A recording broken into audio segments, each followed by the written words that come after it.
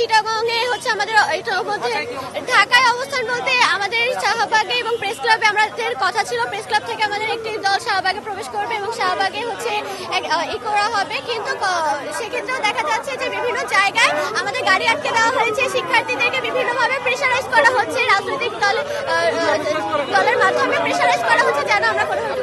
দেখুন, আজকে সারা বাংলাদেশে আমাদের আন্দোলন চলছে।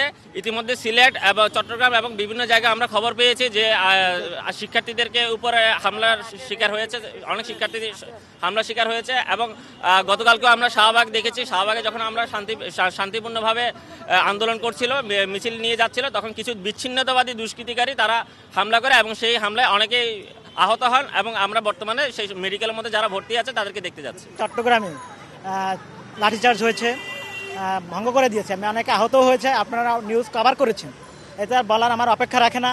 এই জন্য আমার ভয় পাচ্ছে যে আমরা গেলে কোনো ইসের সম্মুখীন হয় কিনা, এই জন্য মেনত আমাদের সমাবেশটা স্থগিত করে দেওয়া হলো।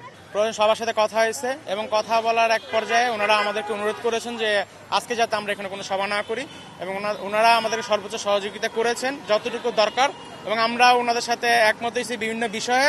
চিন্ময় প্রভুর মুক্তির ব্যাপারে যা যা আমরা প্রস্তাব রাখছি ওনারা এগুলো ভেবেচিন্তে দেখবেন, সরকারের সাথে আলোচনা হয়েছে।